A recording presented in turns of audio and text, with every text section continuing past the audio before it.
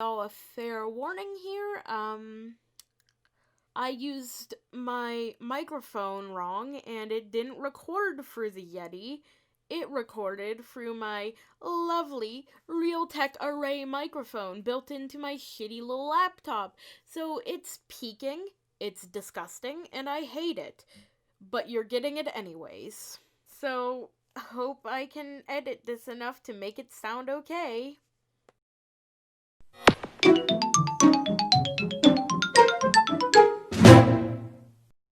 How's it going, dudes? It's Plague Doctor. I recently seen a new Bill and Ted movie, and I just wanted to talk about it for a little. I couldn't really find much footage from the new Bill and Ted movie online, so I just got what I could.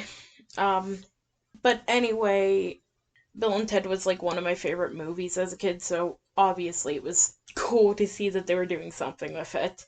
But I'm going to be just genuine here. I went in with like the lowest expectations ever, and I refrained from reading anything online after I seen the first trailer because I knew Red Pill Twitter would be having like the worst shit show over it. And honestly, I did not need that type of negativity in my life. I am so low on serotonin already. And the idea of dealing with grotesque, slimy adult virgins on Twitter, like having a conniption over female characters and invading their boys only clubhouse. It's my own personal version of hell, in all honesty. The movie might be exactly like every other big studio comedy film that has just come out since 2014, just living with no plot, being barely held together with ancient memes and a strong stench of rot mixed with consumerism and a hint of liquid ass. And with how many nearly unwatchable family comedies that have just come around and fully blew, that's where my mind goes right when I see most trailers at this point. I was praying to the film gods that it would be worth a watch, and it surprisingly was. It surpassed my expectations by a long shot. And I mean, I'm just going to be honest about that. Like, right here and right now, you can stop watching.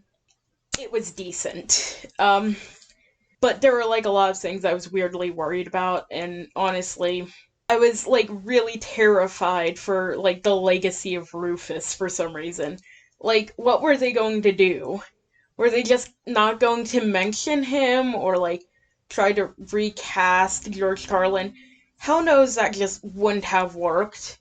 Or, like, even in a worst case scenario, they would have, like, tried to make a Star Wars version of him, like the CGI Play-Doh awful motion capture things. Like, I can't even, like, title those. You would be more likely to convince me that Agent Smith from Enter the Matrix on PlayStation 2 was an actual person over CG Tarkin or Leia in Rogue One, and any of the other abominations Disney has made since they got that technology. It's awful. Luckily, it did not go that direction, and the tribute to George Carlin was quite nice. Not bad. Greetings, my excellent friends.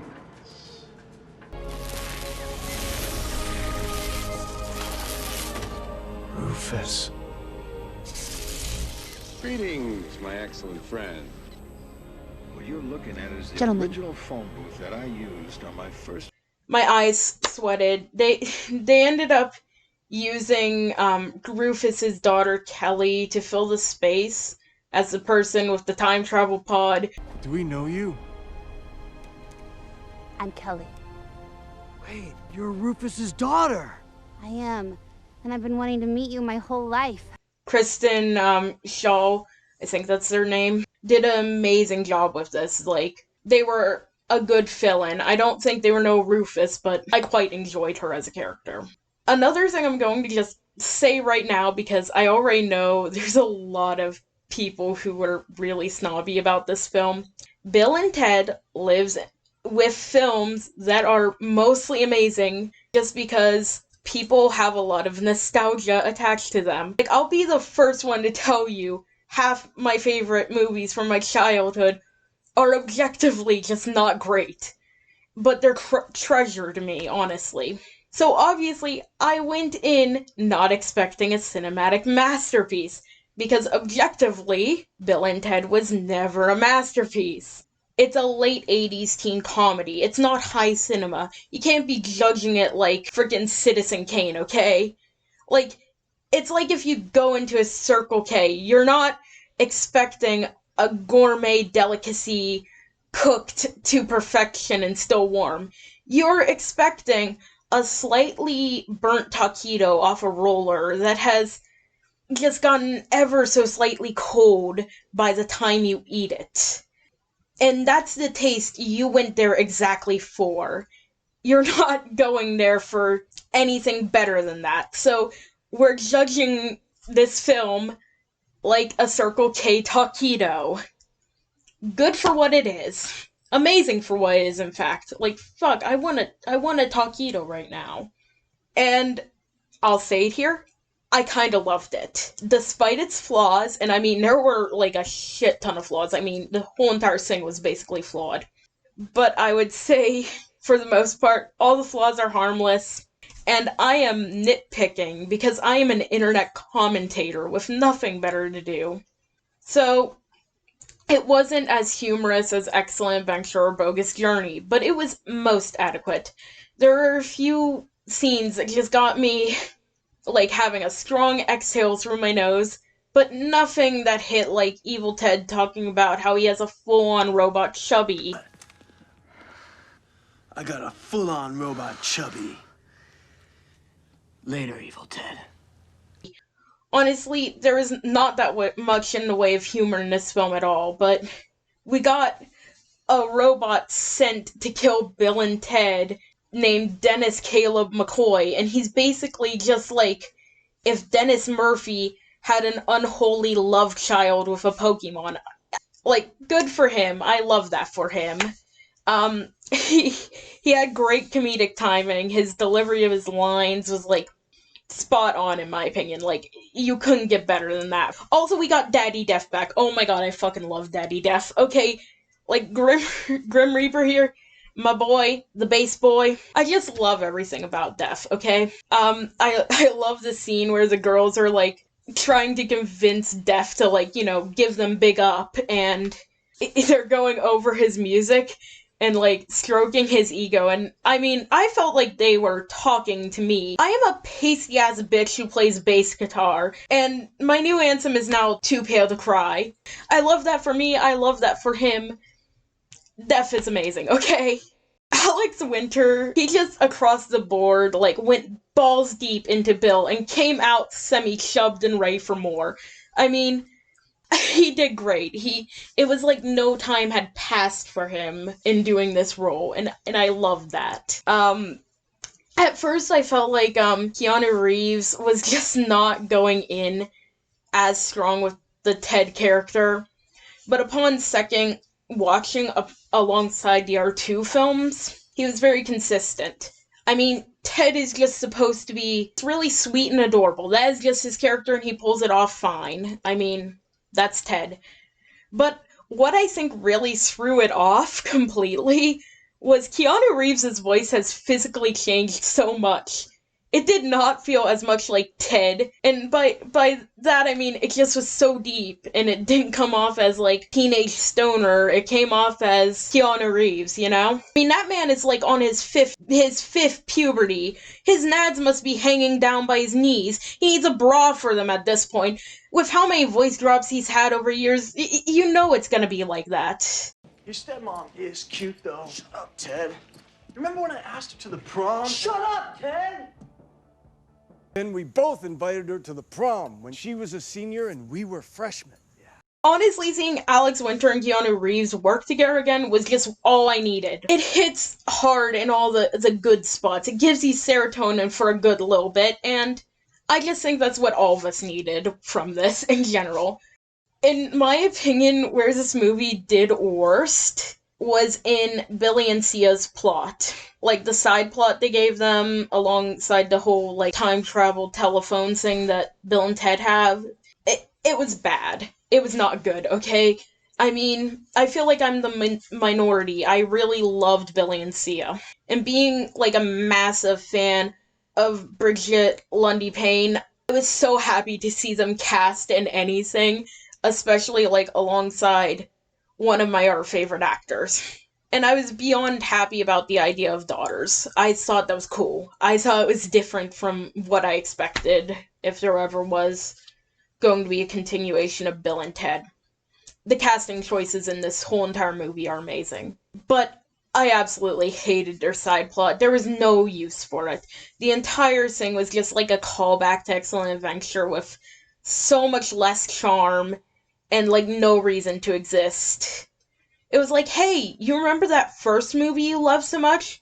Well, look, now their children are doing the same thing. What are the odds? Buy the spin-off we're trying to sell, please. I feel like that part was not very useful at all. I feel like the movie would literally have been exactly the same without getting any of these historical figures. For multiple reasons. Even though I really liked seeing Jimi Hendrix and Louis Armstrong, I feel like they could have shown up in any other way. Mostly, especially how historical figures were just appearing out of everywhere. Just, honestly.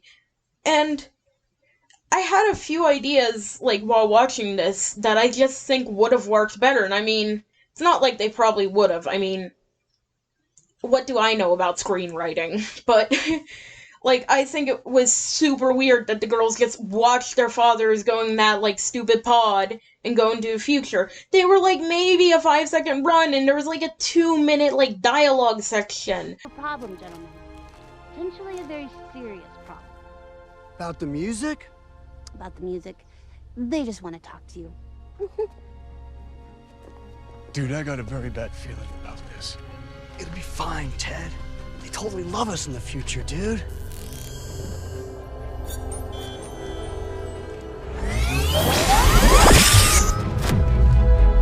Whoa. Dude, our dads are totally in trouble. They could have gone there. They could have convinced their dads to let them go with them. And it would just merge the daughters and the father's plot together. And being that Billy and Sia, like, talked about wanting to do, like help their dads with the music.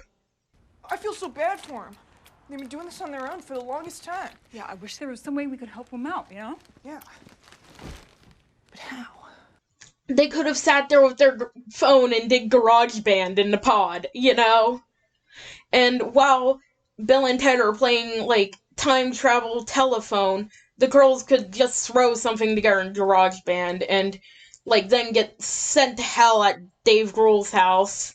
And then the scene where they reunite would just happen the way it did in the movie without the historical figures, and the rest of the movie could have just fully stayed the same from that point on. And there is, like, nothing needed to change.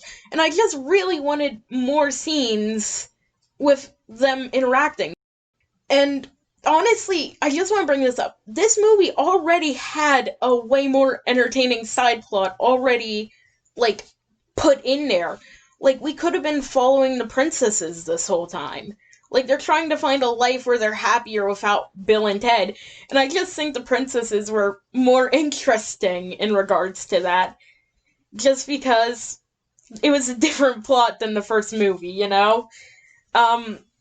But, you know, none of this happened, so that means I can flex my brain muscles and make myself an AU and put it up on the fanfiction.net for me and the boys, you know?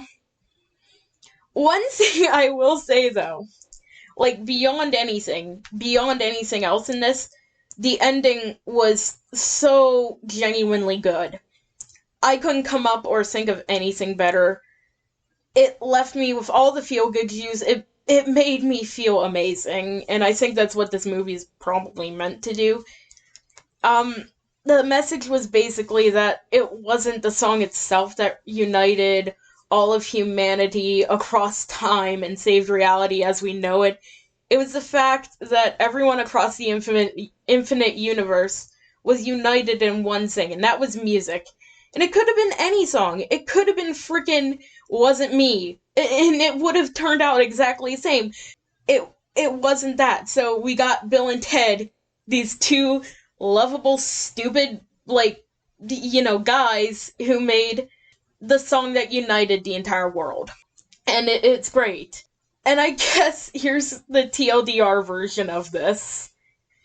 Bill and Ted Face the Music is not high cinema, nor is it as good as its predecessors, but it was a most satisfying conclusion to a totally bodacious piece of childhood nostalgia. It was definitely worth the watch. And that being said, be excellent to each other, party on, Plague Doctor signing off. P.S. Thank you to all 15 of you. You are all great, and I hope you have a most excellent day.